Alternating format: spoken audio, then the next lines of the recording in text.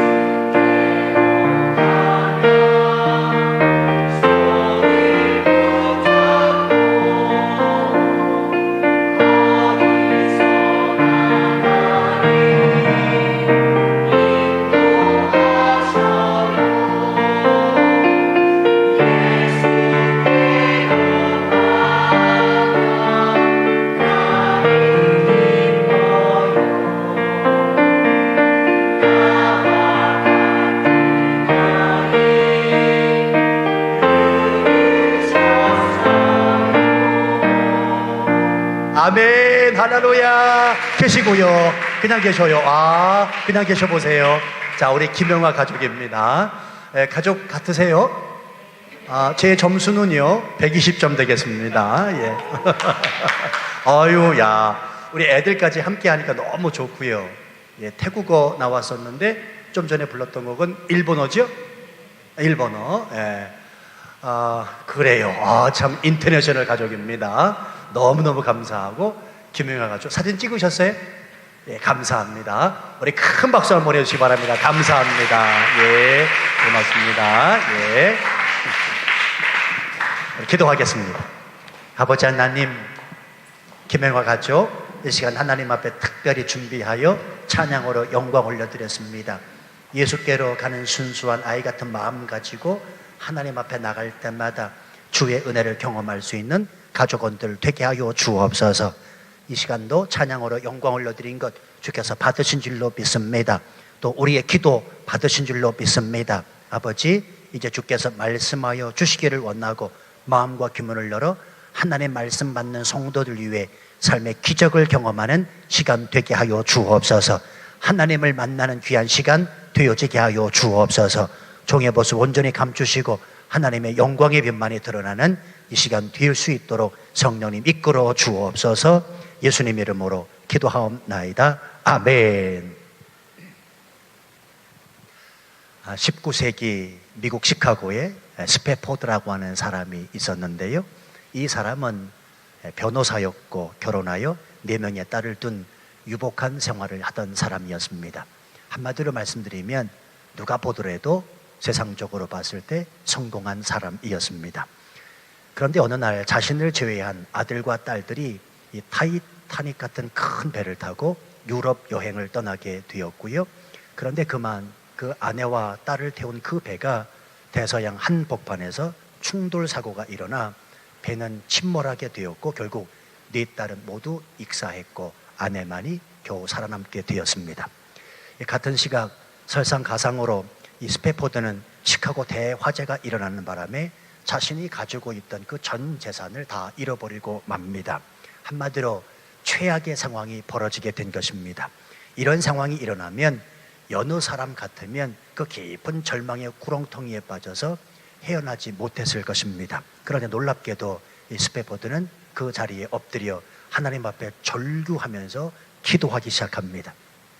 도무지 헤어나오지 못할 그 상황에서 원망과 한을 품고 기도한 것이 아니라 하나님 아버지의 뜻이 무엇인지 깊이 알기 위해서 기도하기 시작을 했습니다. 그러자 새벽녘쯤 되었을 때 그의 마음 안에 놀라운 평안이 임하기 시작을 합니다. 세상이 줄 수 없는 평안이 그의 마음 안에 가득했습니다. 그때 그는 급하게 펜을 들어 자기에게 임한 그 평안을 글로 써 내려가고요. 그때 지은 시가 우리가 익히 잘 알고 있는 찬송가 413장의 가사 내용입니다. 우리 1절로만 다 같이 한번 찬양했으면 좋겠거든요. 우리 함께 다 같이 찬양하십시다.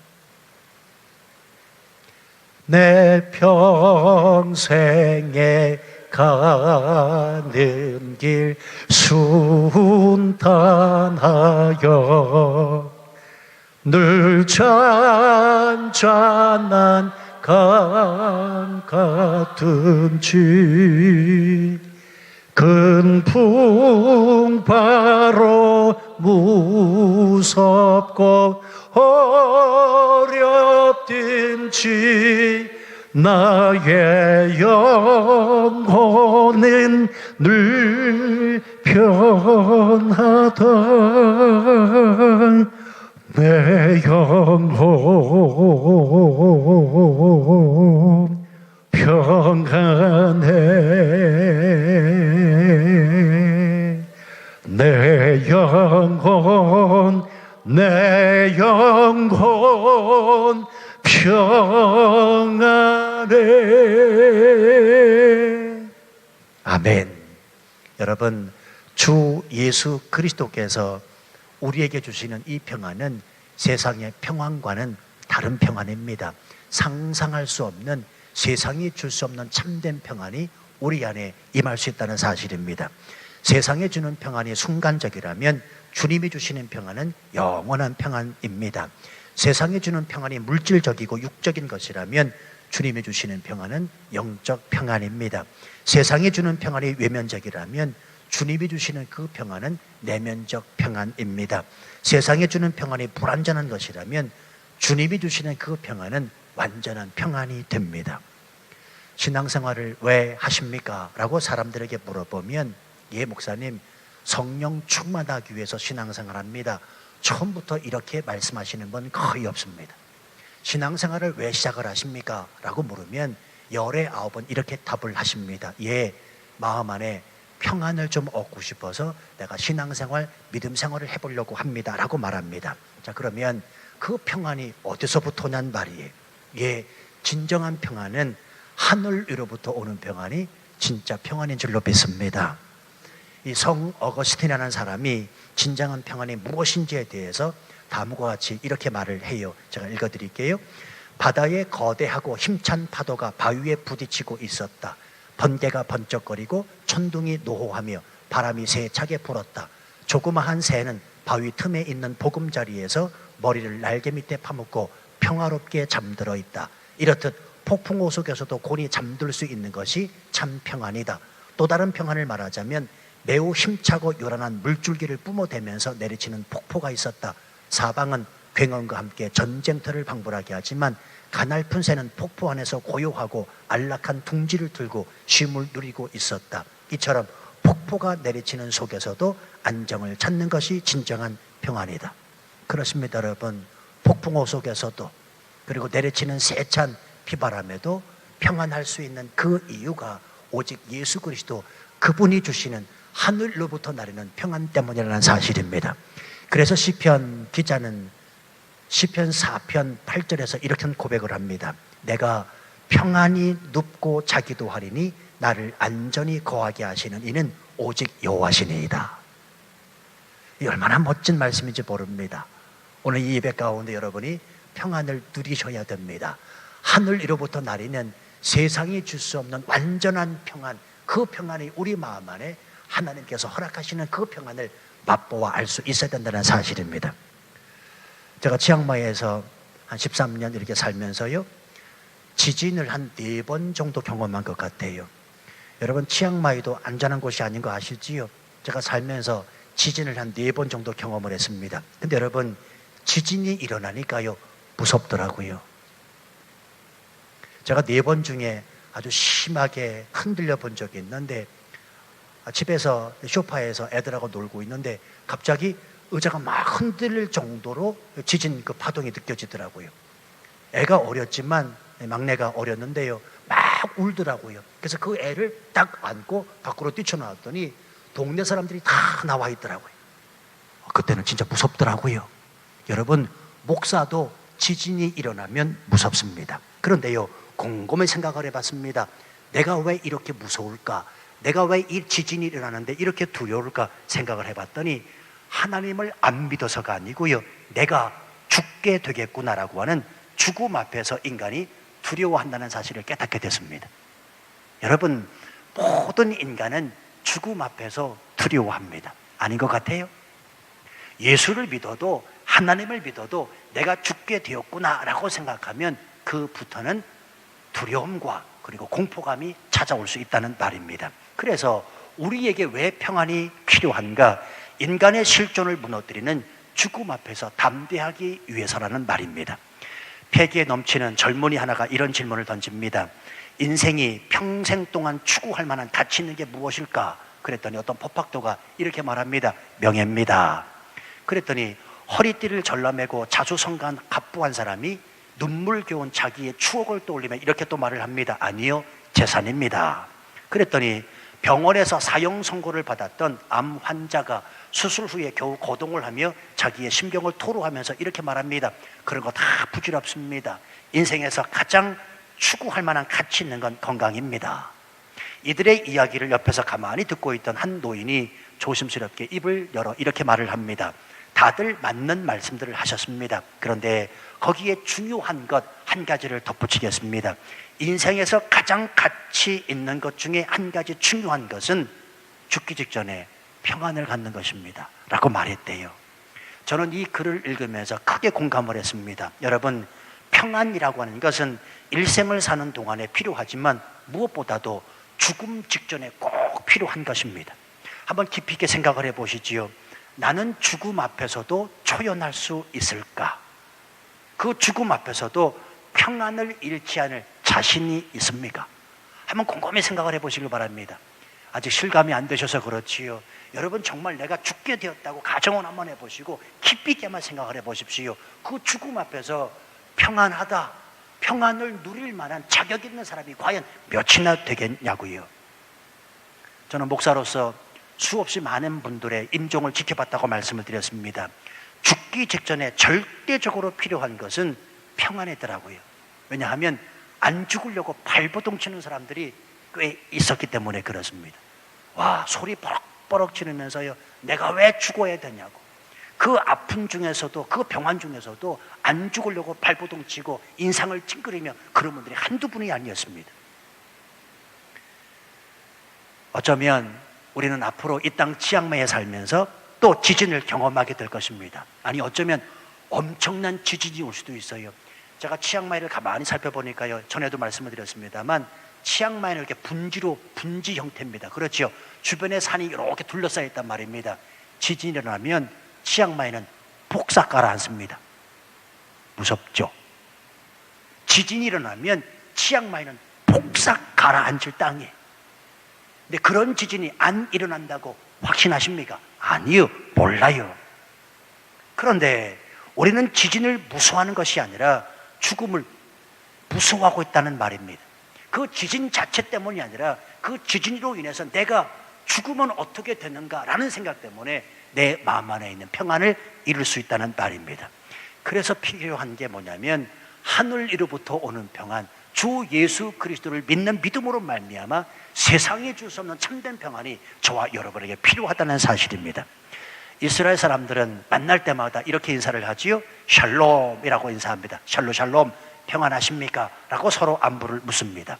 예수님도 요한복음 20장 말씀에 보면 부활하신 후에 무려 3번에 걸쳐서 제자들에게 나타나셔서 이렇게 말씀하십니다. 평강이 있을지어다. 평강이 있을지어다. 샬롬이라고 인사하십니다. 그도 그럴 것이 부활하신 주님을 믿지 못하고 두려움에 떨고 있던 제자들을 향하여 주께서 주시는 그 말씀이 평강이 있을지어다 라고 하는 말씀이거든요. 이 주님의 평강이 있을지어다 샬롬의 인사를 받은 그 제자들이 얼마나 그 순간 마음 안에 깊은 평안이 임했을까요? 성도 여러분, 잊지 마십시다. 우리 주님은 시대를 초월하여 오늘 이 시간에도 평강이 필요한 자에게 평강이 필요한 그 장소에서 말씀하십니다. 평강이 있을지어다. 아멘으로 받으시길 바랍니다. 평강이 있을지어다. 주님이 주시는 이 평강은 선물로 주어지는 것입니다. 수고해서 얻는 것이 아니고 받을 자격을 갖춰야 하는 것도 아니고 평화를 애걸할 필요도 없다는 말입니다. 평화를 호소할 필요도 없다는 말입니다. 왜요? 이 평화는 다만 선물로 주 예수 그리스도를 믿는 자에게 주시는 선물이기 때문에 그렇습니다. 자, 그럼에도 불구하고 우리가 왜 이 땅을 살아가면서 평강을 누리며 살지 못할까? 자, 우선 이 평안에 대하여, 이 평강에 대하여 오해하는 두 가지를 한번 풀고 가야 되는데요. 첫 번째는 뭔가 하면 평강은 어떤 문제가 해결된 다음에 오는 것이 아니라는 말입니다. 여러분, 어떤 문제가 해결되면 평강이 옵니까? 잘못된 말입니다. 문제라고 하는 것은 이 땅을 살아가면서 벗어날 수 없는 성질의 것이거든요. 하나의 문제가 해소되면 또 계속된 문제가 발생하게 되어 있습니다. 여러분, 치앙마이 중앙교회 여러분들이 객관적으로 보셨을 때 지금 아무런 문제가 없는 듯이 보이시지요. 그러나 이 치앙마이 중앙교회 안에 속을 깊이 들여다보면 이 치앙마이 중앙교회를 목회하고 있는 저는요, 얼마나 많은 문제 속에 사로잡혀 있는지 모릅니다. 내색하지 아니하고 말하지 않아서 그렇지 인생의 모든 문제는 해결한다고 해결되는 게 아니라는 말입니다. 그러니까 많은 분들이 착각하고 오해합니다. 이 문제가 해결된다면 내 마음 안에 평강이 찾아오겠지. 아니요, 그렇지 않습니다. 계속된 문제가 끊임없이 발생할 수 있다는 말입니다. 그러므로 문제가 발생했을 때는 그 문제를 없애 주옵소서 그렇게 기도할 것이 아니라 그 문제 앞에서도 하나님이여 내가 당당하게 하여 주옵소서, 그 문제 앞에서도 하나님을 저버리지 않게 하여 주옵소서라고 기도하는 것이 옳다는 사실입니다. 기억하십시오. 문제가 해결된 다음에 오는 평강은 가짜입니다. 진짜 평강은 그 문제를 끌어안고 문제 속에서 하나님을 만날 때 찾아오는 것이라는 말입니다. 하나님은 문제보다 크시기 때문에 그래요. 그래서 문제가 닥쳤을 때 그 문제를 끌어안고 그 문제보다 크신 하나님을 만나면 우리 안에 평강이 임하는 것이지, 문제가 해결됐다고 평강이 임하는 게 아니라는 말입니다. 두 번째, 평강에 대한 오해가 있습니다. 마음의 평강은 결코 갈등을 벗어난 삶으로부터 오는 것이 아니라는 것입니다. 자, 예를 들면 사람과의 관계에서 갈등이 해소되었다. 자, 그러면 평강이 옵니까? 어떤 사람하고의 관계에 문제가 있습니다. 그 사람과의 관계 때문에 갈등이 빚어졌습니다. 그 갈등이 해소되면 평강이 옵니까? 예, 일시적인 평강이 올 수는 있습니다. 그러나 그 평강이 지속적이지는 않습니다. 또 다른 갈등이 찾아오기 때문에 그렇습니다. 그러니까 마음의 평강은 어떤 갈등을 해소하고 난 뒤에 찾아오는 것이 아니라는 것입니다. 자, 그러면 어떻게 해야 되는가? 어떻게 하면 평강을 유지할 수 있는가? 제가 두 가지를 말씀을 드립니다. 첫 번째는요, 따라서 하십시다. 바꿀 수 없는 것은 그냥 받아들이자.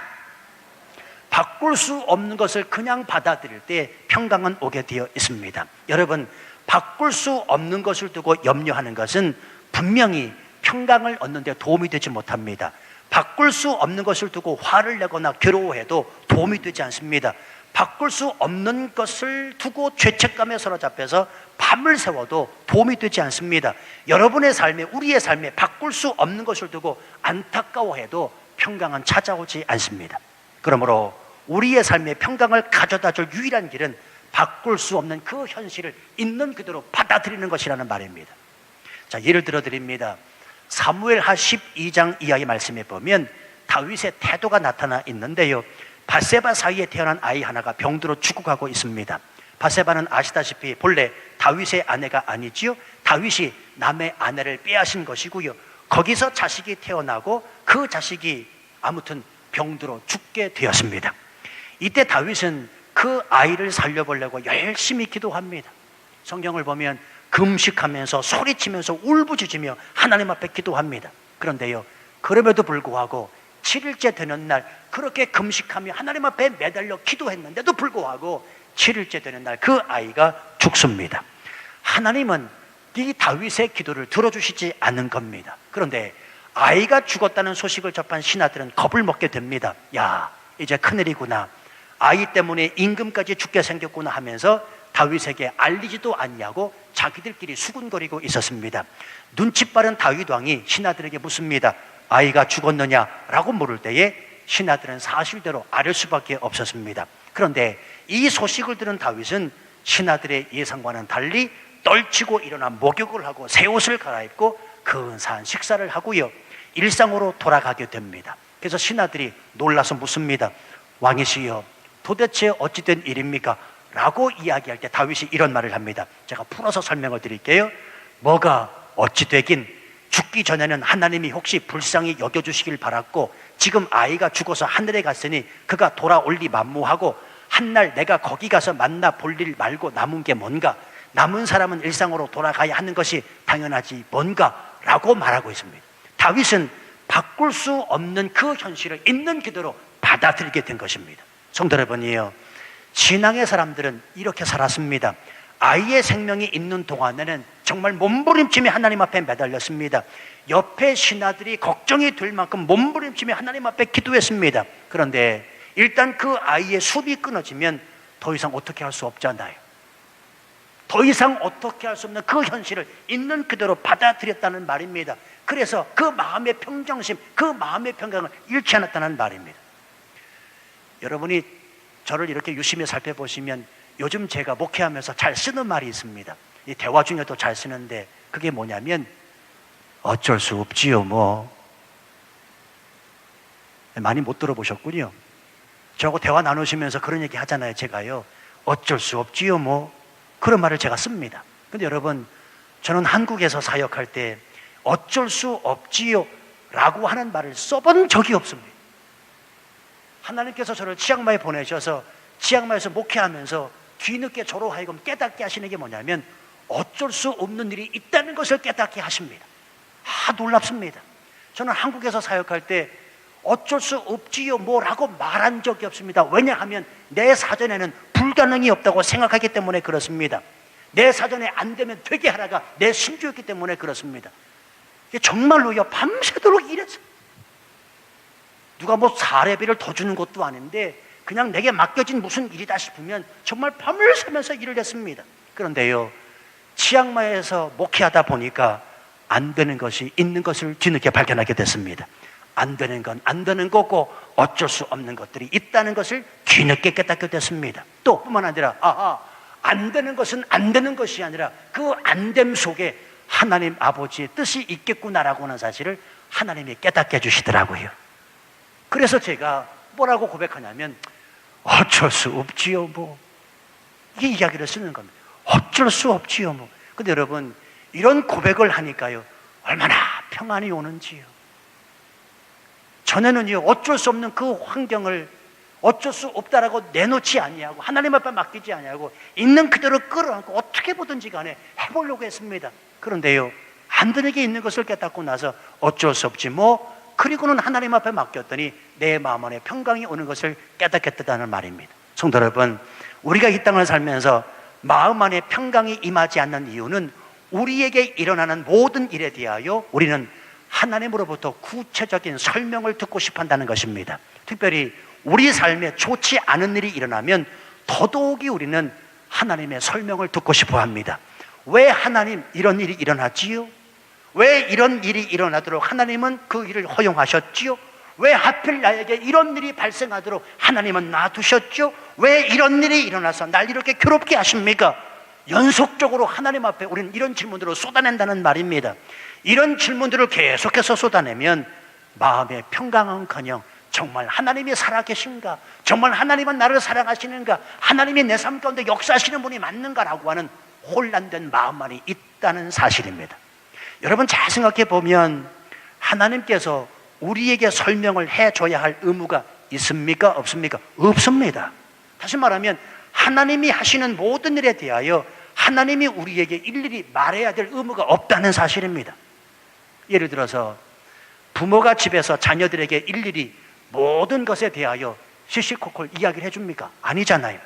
사장님이 회사의 말단 사원들에게 일일이 회사 일에 관하여 시시콜콜 설명해 주지는 않잖아요. 여러분이요, 우리가 믿는 하나님은 창조주시요, 우린 그분의 피조물입니다. 피조물인 우리는 하나님이 하시는 그 모든 일에 있어서 그분의 이름만을 높이고 그분을 찬양하면 그뿐입니다.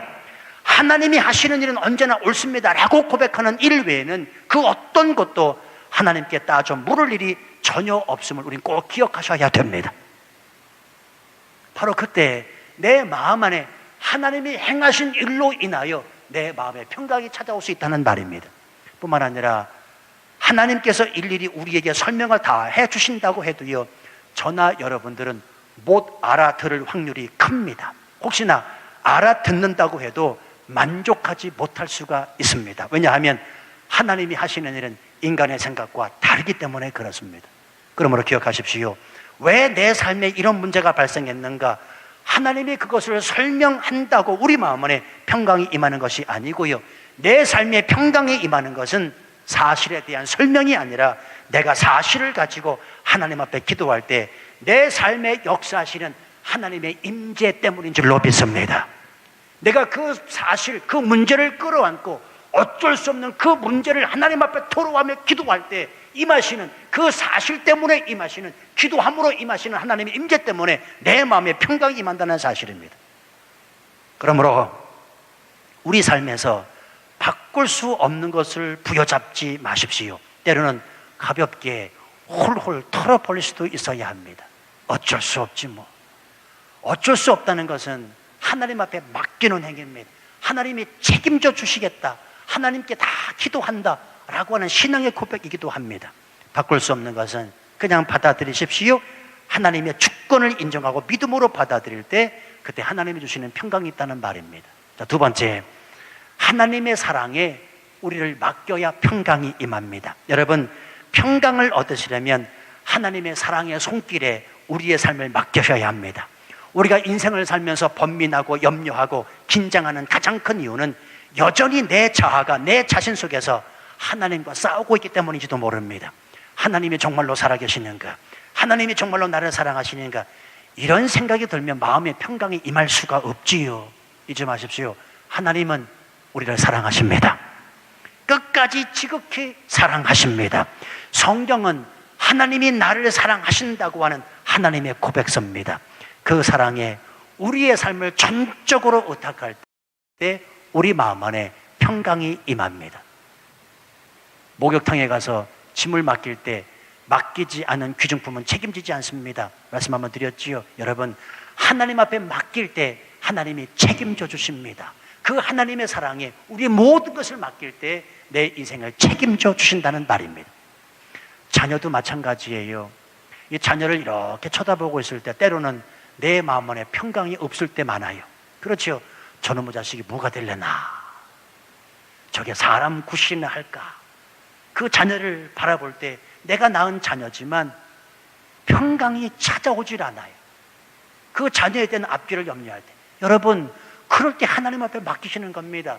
내가 내 자녀를 키우려고 하니 평강이 임하지 않죠. 그러나 하나님이 맡길 때, 하나님 앞에 맡길 때 하나님이 내 자녀를 책임져 주실 것이라고 하는 이 분명한 믿음이 있을 때, 하나님의 절대 주권을 인정할 때 내 마음에 평강이 찾아온다는 사실입니다.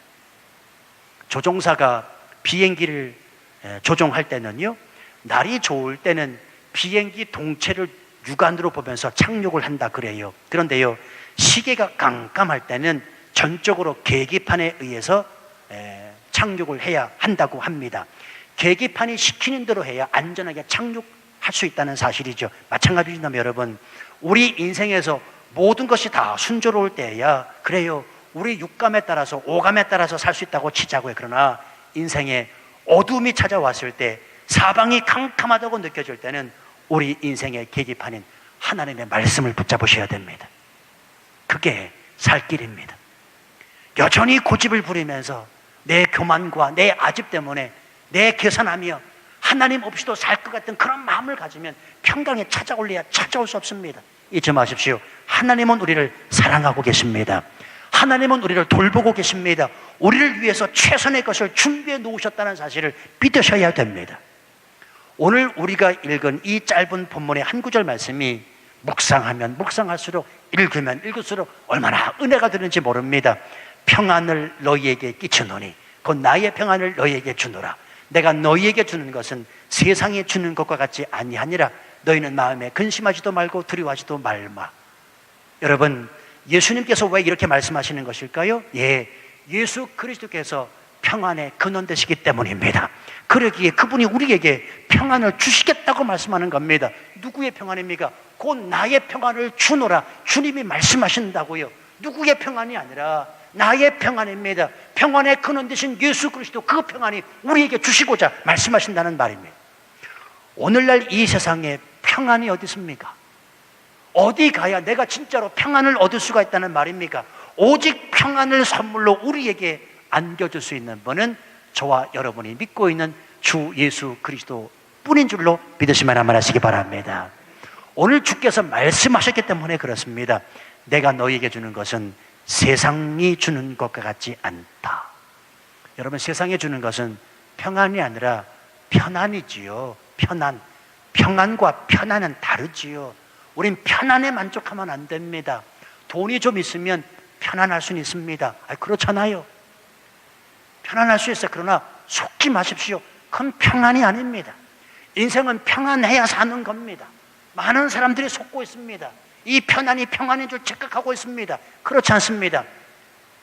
하나님 아버지가 허락하시는 것, 주 예수 그리스도가 주시는 건 평안입니다. 세상과 다릅니다. 그래서 오늘 예수님께서 이 말씀을 하시는 겁니다.